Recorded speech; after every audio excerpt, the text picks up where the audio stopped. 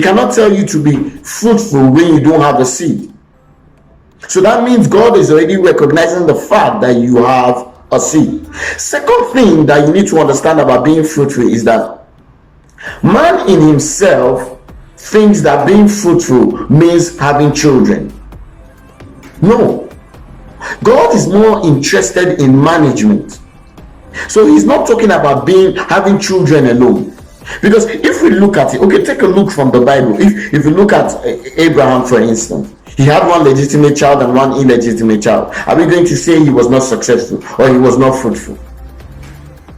Look at Joseph. Joseph had 2 children. Are we going to say he was not successful?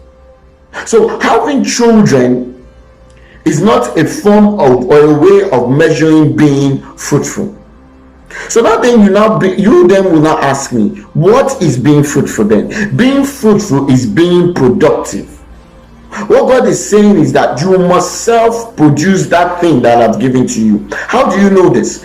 When God did not give man a chair or a table. What did God give man? He gave man the seed of trees and expects man to produce and become fruitful from turning that tree into a chair and a table.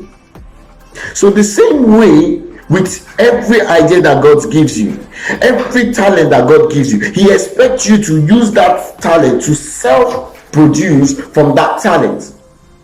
For instance, a man that has been given the talent of quick calculation, most probably he can use it to produce a business idea, become an auditor, become an accountant, because he's quick with calculating, he's good with numbers.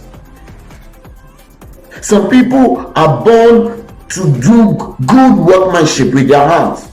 So what God is saying is that you need to be productive. You need to be productive. Fruitfulness is about being productive. I want to make a statement now, please, and I want you to listen clearly. A poor and an unsuccessful person is one who fails to produce. The moment you do not self-produce, there's no self-production, then you are poor. Then you are poor. Because some people look at you and think, this person, you have been saying I'll be successful, but you are not doing anything, your salary is not much, your business is not. But one thing you have to notice that man that believes he's going to be successful has already recognized that he has the ability to produce. Look at anybody that has ever changed the world. One thing that you notice about them is their ability to produce from themselves. If you take Bill Gates, for instance, and give him maybe $10,000, for instance, he will still be able to produce wealth from it because he has learned the ability to self-produce. He who fails to produce is poor. Poverty is being non-productive. I'm going to say this.